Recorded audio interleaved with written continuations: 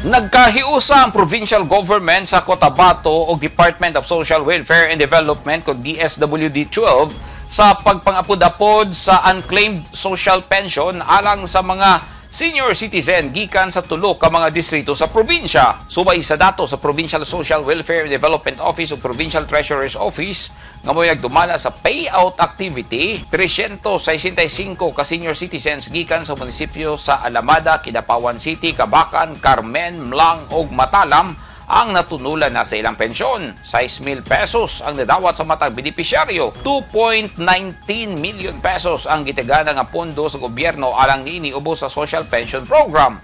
Tumong ini nga matabangan sa ilang panginahanglanon ang mga senior citizen aron mapagaan ang ilang pagpanginabuhi. Ang unclaimed social pension distribution gihimo sa tinguha nga mahatag ngadto sa mga kwalipikadong benepisyaryo ang naisgutang ayuda sa gobyerno nga wala nila makuha sa gitaganang schedule o venue sa payout activity.